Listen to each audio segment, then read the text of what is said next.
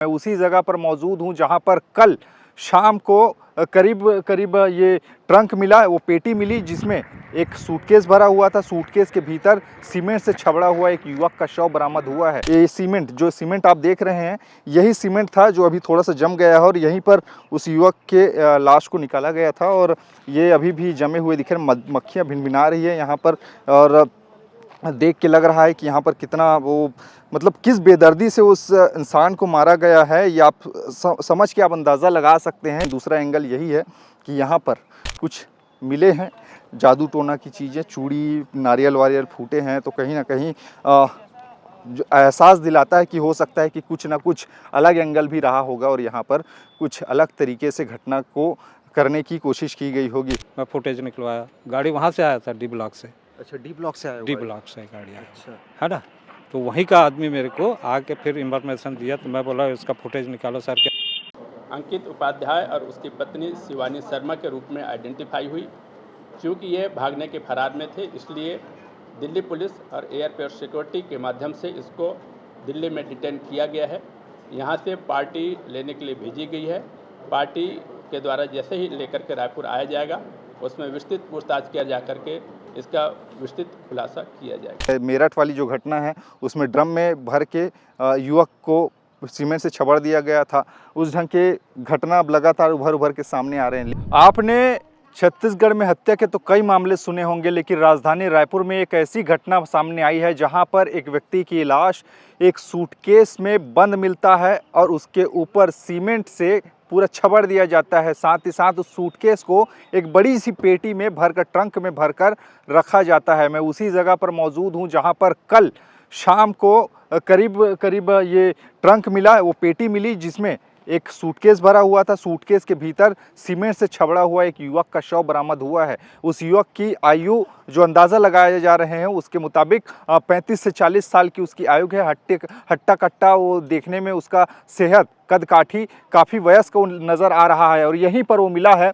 और ये मेरे पीछे आप देखिए, यहाँ पर मक्खियाँ भिनभिना रही है और स्मेल, यहाँ पर बदबू आ रही है। और यही वो जगह है जहाँ पर एक ट्रंक मिलता है, एक पेटी मिलती है जिसमें उस युवक के लाश को देखा जाता है। लोग परेशान थे बदबू से, यहाँ पर आस-पास के लोग। और ये यहाँ पे अगर आप देखेंगे ना, ये वॉशिंग पाउडर बनाने वाली एक फैक्ट्री है यहाँ पर।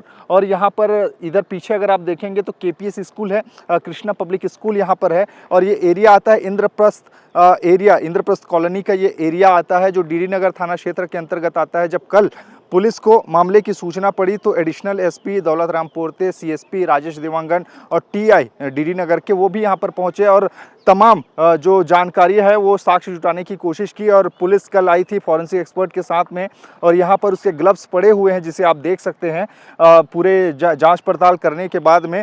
और ये एरिया इतना ज़्यादा सुनसान है जिसे लेकर हमेशा लोगों में भय बना रहता है, तो कहीं ना कहीं यहाँ पर कहीं आपराधिक घटनाक्रम को अंजाम तो नहीं दिया जाता होगा।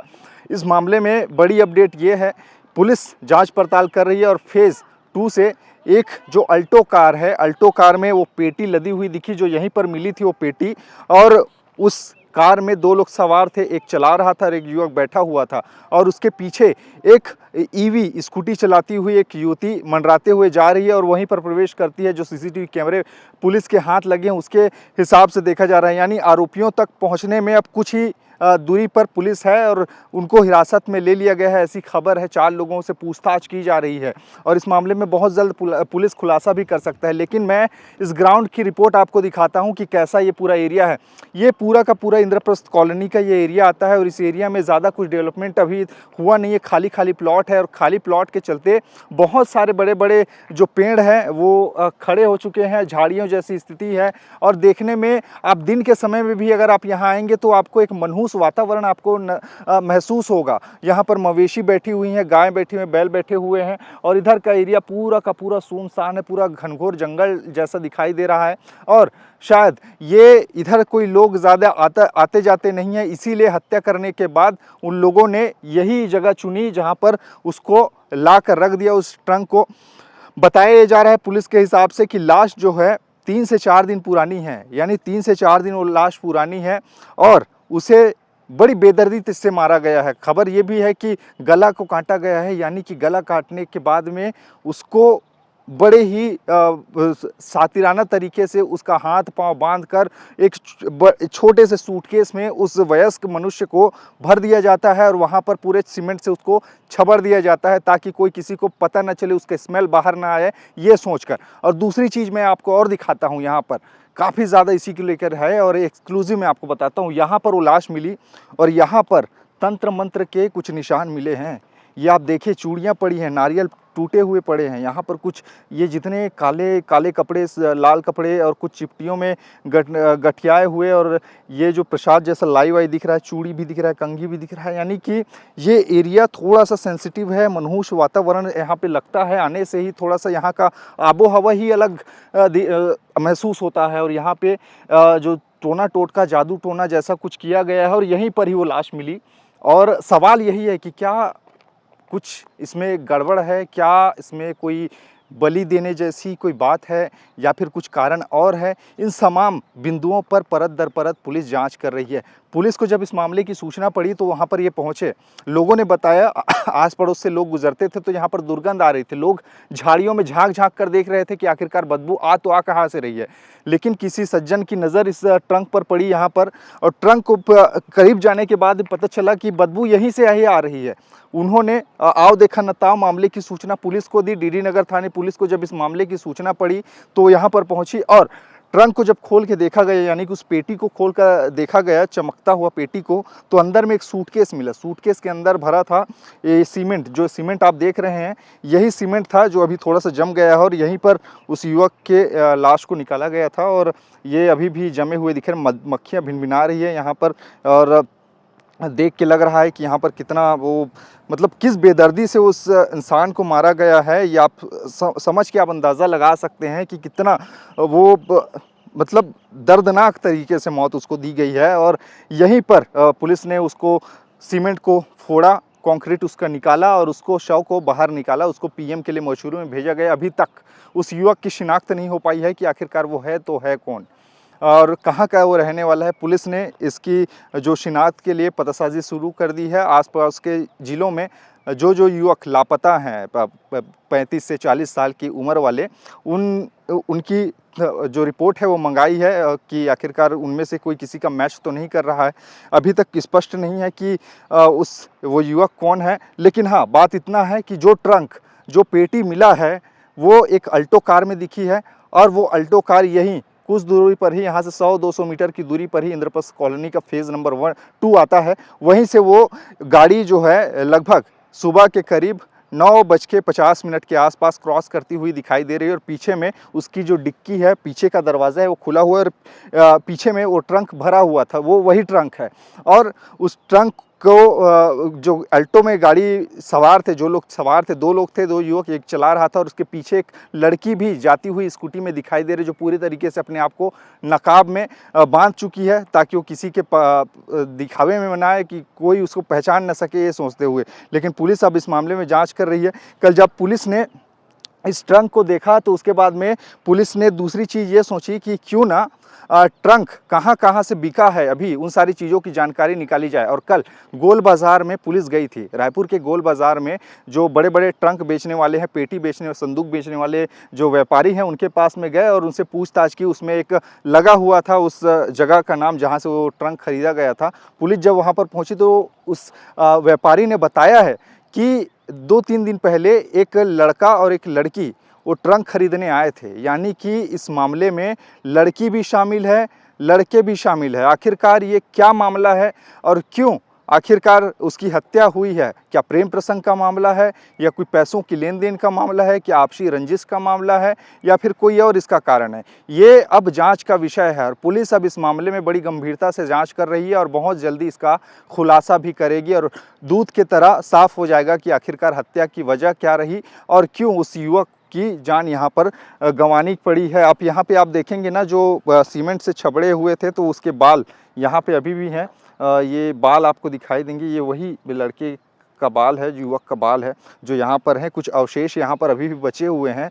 मक्खियाँ भिनभिना रही हैं, चूँकि लाश था, गल रहा था, सड़ रहा था, जिसके चलते तेज़ दुर्गंध आसपास तक के हवा के माध्यम से फैल रहा था। चूँकि बरसात का अब सीज़न है और ऐसे में हवाएं चलती हैं एक दिशा से दूसरी दिशा की ओर में, तो वो जो दुर्गंध है पूरा फैल रहा था। इसी के चलते लोग परेशान थे कि आखिरकार ये दुर्गंध कहाँ से रही है। और यहीं पर वो जाके लोगों ने चमकता हुआ एक बड़ी संदूक देखी, पेटी देखी, जिसके बाद में उन लोगों ने पुलिस को सूचना दी, तब जाकर एक खुलासा हुआ। ये पूरा का पूरा एरिया बड़ा मनहूस टाइप का एरिया है।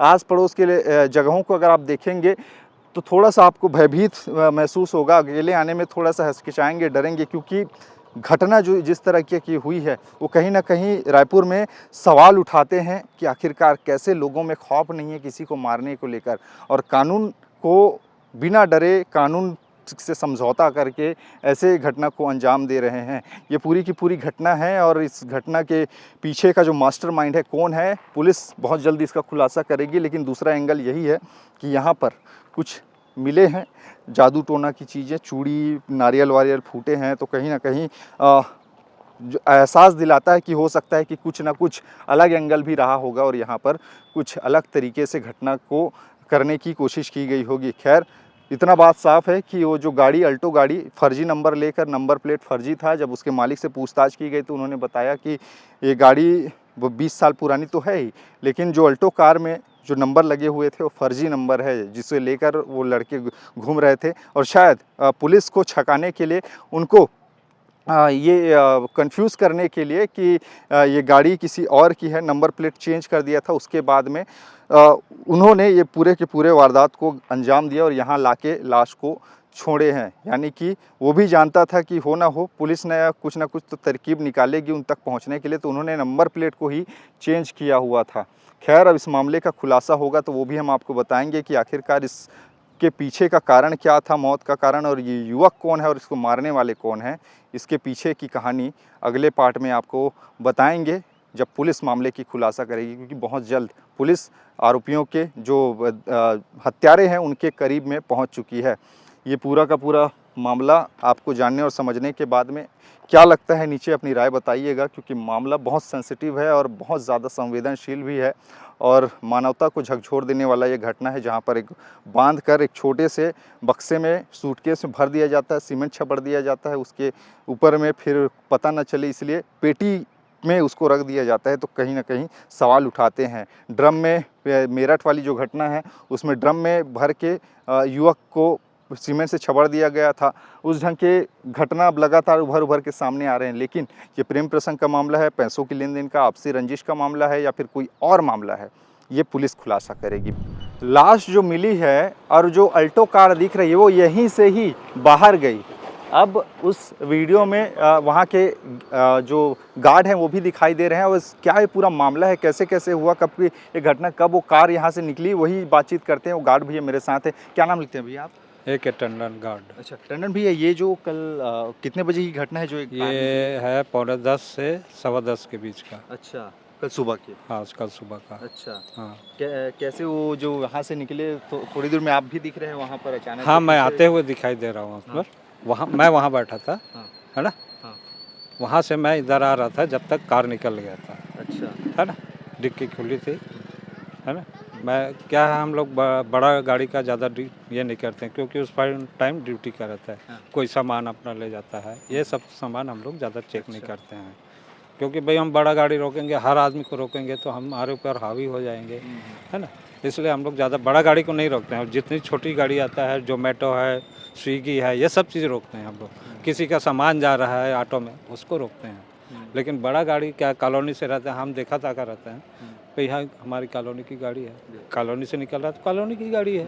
अब उसमें क्या जा रहा है ये तो हमको कौन कौन सवार थे, कितने लोग सवार थे गाड़ी में? ये तो मैं ठीक से नहीं देख नहीं पाया, नहीं देख पाया मैं, अच्छा, है ना। यह चीज़ मैं नहीं देख पाया। तो गाड़ी बाहर गई, अंदर आते हुए किसी ने हाँ, देखा? नहीं, वो अंदर गाड़ी कहाँ से आया है, हाँ, अंदर, हाँ। मतलब अंदर हुआ है जो गाड़ी, वही गाड़ी, उसको तो मैं नहीं देखा, अच्छा, क्योंकि वो नाइट वाले गार्ड का काम है। अच्छा, मैं तो अपना चले जाता हूँ शाम को। आप सुबह ही देखे हो? हाँ, मैं एंट्री सुबह- लेते हुए इस गाड़ी को नहीं देखा? नहीं देखा है। अच्छा। मतलब मेरे इसमें डायरी में रात का एंट्री ज़्यादा नहीं है, न मैच नहीं हो रहा है उस गाड़ी का नंबर से। अच्छा। फिर वो नंबर हम लोग कैसे देखें, हमको उस आदमी ने आके बताया कि भैया इसमें संदेही है, संदेह है इस गाड़ी पे। मैं बोला ठीक है, या फुटेज निकलवा बोला उस लड़के ने जिसने मेरे को बताया। मैं फुटेज निकलवाया, गाड़ी वहाँ से आया था डी ब्लॉक से, अच्छा, डी ब्लॉक से आया डी हुआ है। ब्लॉक से गाड़ी आया अच्छा। हुआ है ना। तो वहीं का आदमी मेरे को आके फिर इंफॉर्मेशन दिया, तो मैं बोला इसका फुटेज निकालो सर करके मैं अपना कमेटी मेंबर को बोला, अच्छा। है ना, यहाँ का जो कमेटी मेंबर है उसको बोला, उसने मेरे को मतलब नंबर निकाल के मेरे को दिया, फुटेज देख के फुटेज निकाला अपना और उस गाड़ी का नंबर मेरे पास भेजा। मैं बोला ठीक है, ये गाड़ी नंबर भी मैं लिखा बाद में, है ना, तो मैं दिखा देता हूँ आपको, नहीं, हाँ दिखाइए तो कौन सा वो गाड़ी नंबर है जो। अच्छा, ये जो घटना वो जो वो नंबर मिलाने के लिए बोल रहे हैं, पुलिस को जब जानकारी मिल चुकी थी उसके बाद बोले कि पहले ही आपको नहीं, पहले संदेह करके उस लड़के ने बोला, तब जाके हमने बोला तो ठीक है हम फुटेज खंगालते हैं। अच्छा। ऐसा करके हमने बोला अपने सीनियर को, मतलब यहाँ कमेटी मेंबर को, कि आप हमको फ़ोटो निकाल के दीजिए, अच्छा। कौन सा गाड़ी है क्या है। हाँ। तो उसने फ़ोटो निकाला है, मेरा आते भी फ़ोटो निकला है। वो मेरा फुटेज बताया, ये गाड़ी का नंबर ये है करके मेरे को उसने बता दिया। अच्छा। तो मैं उस गाड़ी का नंबर लिखा। अच्छा, ठीक तो है। क्या बोल के आया कि वो पेटी बाहर से डिक्की खुली हुई है, ऐसा बोल के आया कि कुछ और कुछ नहीं नहीं, ऐसा कुछ मेरे को जानकारी नहीं। दुर्गंध वगैरह आ रहा है, क्या हुआ? हाँ, उस लड़के ने मेरे को बोला है हाँ। कि दुर्गंध आ रहा है, थोड़ा सा देखिए, हाँ। है ना। जब तक गाड़ी निकल चुका था वो, अच्छा। वो पीछे 10 मिनट लेट में आया जो लड़का मेरे को बताने वाले थे, हाँ। तब जाके हम लोग ने फुटेज निकलवाया उससे, अच्छा। है ना, इसका। हाँ। तो पता चला है गाड़ी का, है ना, तो वो गाड़ी का नंबर भी मेरे को पता चला। हाँ। तब मैंने बोला ठीक है सर। कौन सा नंबर है, कितनी देर आपने एंट्री किया था वो वाला नंबर? ये जो लड़के ने मेरे को आके बताया था, हाँ हाँ, है ना, मैं आपको बता देता हूँ। ये देखो, ये इस लड़के ने मेरे को आया था 8:30 पौने 9 के बीच में आया था। अच्छा। पौने 10 के बीच में, है ना। और गाड़ी का नंबर क्या है ये? ये गाड़ी नंबर निकाला ना, तब मैं लिखा हूँ गाड़ी को, क्या? नंबर नहीं लिखा था, वो लड़के ने बताया, मेरे को नंबर में याद हाँ, नहीं है, आप फुटेज निकलवाओ करके। अच्छा, ये यही नंबर है जो आप लिखे कि इसको क्रॉस कर दिया ये- हाँ, मैं बाद में लिखा है इसका, हाँ हाँ इसलिए मैं क्रॉस किया हूँ कि भाई बाद में लिखा हूँ, हाँ हाँ क्योंकि इस लड़के ने मेरे को इस नंबर पे नंबर भी दिया अपना, हाँ। और ऐश्वर्य कसार नाम है उस लड़के का, अच्छा। है ना, वो डी ब्लॉक से ही आया था, अच्छा, जो आपको बताने आया था कि संदेह है इस गाड़ी पे करके, अच्छा। है ना। तो मैंने निकलवा दिया फुटेज, हाँ। फुटेज निकलवाया तो सब नंबर आ गया उसका। हाँ। नंबर फिर मैं बाद में लिखा उसका, और पाठक सर ने मेरे को नंबर वगैरह बोला भी था, तो मैं भी उसको लिखा भी हूँ, हाँ। है ना। तो ये जो पुलिस बाद में, जैसे आप पहले तो आपको पता चल गया था कि दुर्गंध वगैरह आ रहा है, हाँ, तो वो बोला बहुत देर हो जाएगा करके बोले ना, हाँ। तो पाठक सर ने कुछ इंफॉर्मेशन दिया उसको, हाँ। पुलिस वाले को, हाँ। तो उन लोग ढूंढने निकले होंगे हाँ। गाड़ी को, हाँ। या तभी मिला है लाश। तो वहाँ पर फिर वो कम से कम 2:30-3 बजे के बाद आए वो। अच्छा। मेरे को इतना मालूम नहीं कितना टाइम हुआ था, हाँ। है ना। तो बाद में फिर पता चला कि लाश है उसमें, अच्छा। है ना। तो यहीं से डी ब्लॉक से वो निकल डी के ब्लॉक आया, से ऐसा निकला बता है, रहे हैं, है इंद्रप्रस्थ ना। कॉलोनी। और फेज नंबर कितना वो है ये? ये फेस नंबर 2 है, हाँ। Gate number 2। अच्छा, गेट फेस नंबर। 2 इंद्रप्रस्थ है, हाँ। है ना, गेट नंबर 2। और डी ब्लॉक से उस गाड़ी ने निकला होगा, निकला है, मतलब होगा नहीं है, निकला है गाड़ी वहीं से। अच्छा। उसके बाद में जब मैं आ रहा था, गाड़ी निकल गया, तो नहीं है, गाड़ी निकल गया। वो पीछे में एक महिला भी स्कूटी में दिख हाँ, रही है, वो उसके दिख पीछे रहा है, ही जा रही थी। हाँ, वो जा रही थी वो, हाँ। लेकिन मैं इतना ध्यान कॉलोनी की है, हाँ। ऐसा सोच के हमने जाने दिया, क्योंकि चेकिंग दिन में इतना चेकिंग ही नहीं होता है ज़्यादा। अच्छा, ये जो आप गाड़ी देखिए, यहाँ से जाने के बाद में सीधा गई कि यही यहाँ से वो लेफ्ट? अब ये तो मैं देखा नहीं उसको, गाड़ी को मैं जाते हुए यहीं तक देखा था बस, है ना। वो गाड़ी स्पीड में था, अब वो किधर ले गया वो वहाँ का कैमरा से भी आएगा। अच्छा। वहाँ पर भी कैमरा लगा है, वहाँ पर भी कैमरा लगा है, गाड़ी किस पोजीशन से गया है वो भी पता चलेगा, क्योंकि वहाँ पर भी कैमरा लगा है, उधर पे, है ना। सभी जगह कैमरा लगा है, यहाँ पर लगभग फुटेज सब कुछ मिल जाएगा उसको, है ना। तो ये जो रात की जैसी घटना, कोई एंट्री हुआ होगा तो उस गाड़ी का कोई नंबर मैच नहीं हो रहा है। अच्छा। मैं देखा है कि गाड़ी का एंट्री नहीं है उसमें।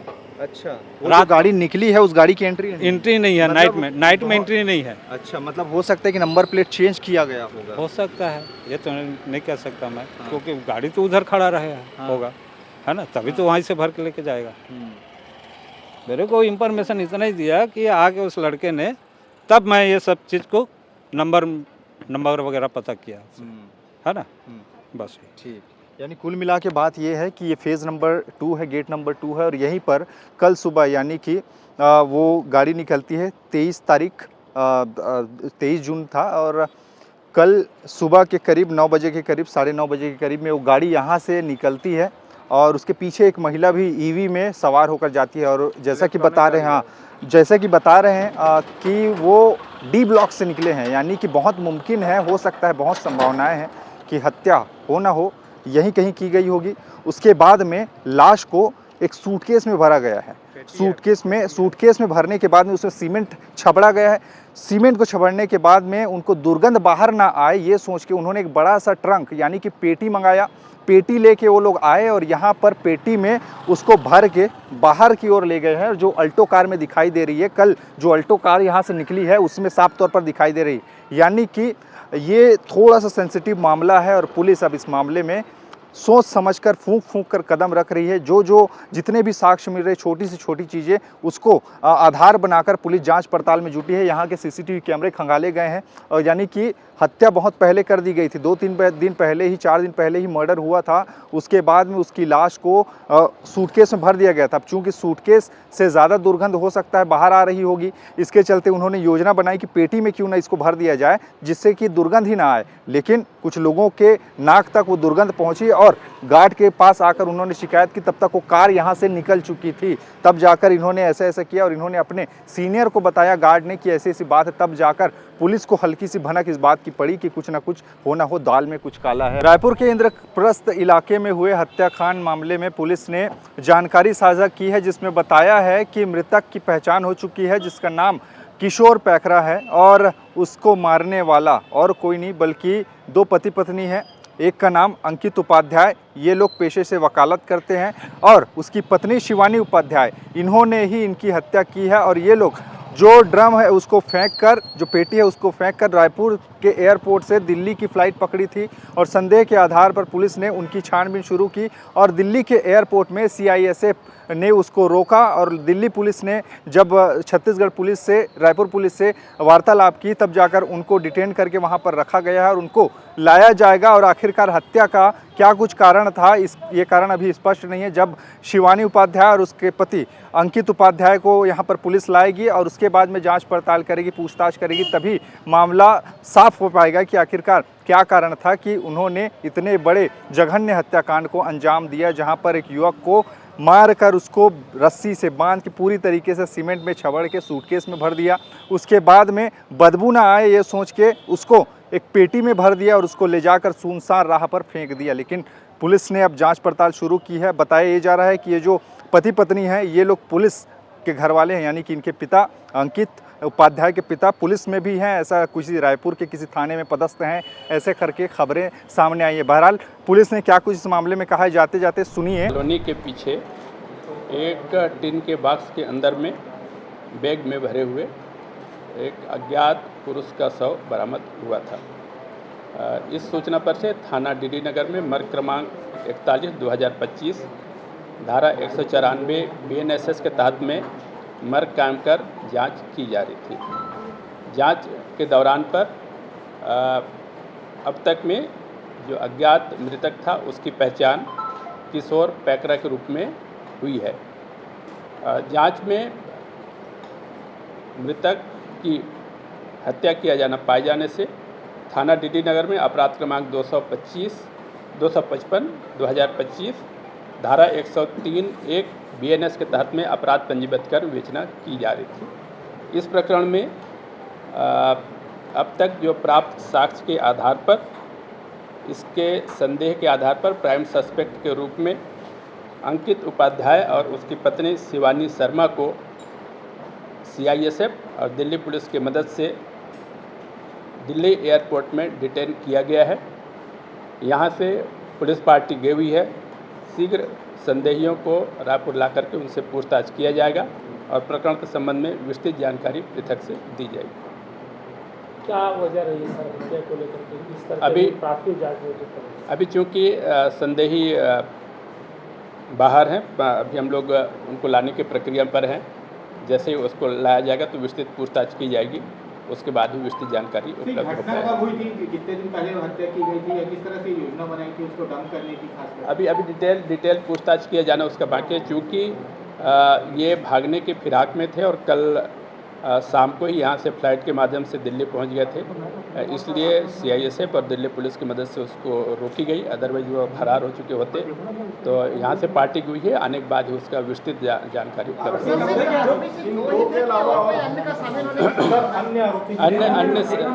अन्य जो सहयोगी के रूप में जो थे उनकी भी तलाश हम लोगों के द्वारा की जा रही है।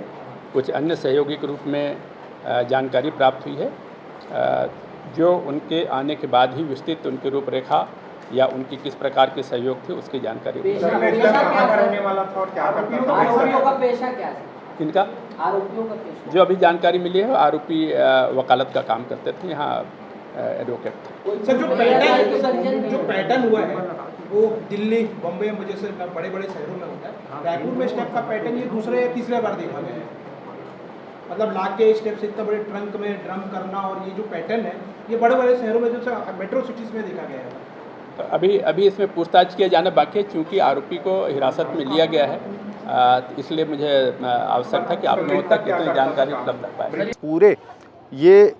इस पूरे केस को सुनने के बाद में आपको क्या लगता है, इस मामले में इतना जो जघन्य हत्याकांड हुआ है, बांध कर उसको पूरे के पूरे सूटकेस में भर देना, उसके बाद में सीमेंट से छबड़ देना, उसके बाद में उसे पेटी से भर के बाहर फेंक देना, मानवता को शर्मसार करने वाली घटना है। आखिर इसके पीछे का कारण क्या है, स्पष्ट बहुत जल्दी हो जाएगा। आपको क्या लगता है, नीचे अपनी राय नीचे बताइएगा। और हमारी अगर संघर्ष, हमारा प्रयास, पत्रकारिता अच्छी लगती है तो बिल्कुल हमें सपोर्ट कीजिए, सब्सक्राइब कीजिए चैनल को, कि छत्तीसगढ़ और रायपुर से जुड़े खबरें लाने की जिम्मेदारी हमारी है और आप तक सच्चाई को पहुंचाने की जिम्मेदारी भी हमारी है, और हम इस प्रयास में लगे हुए हैं।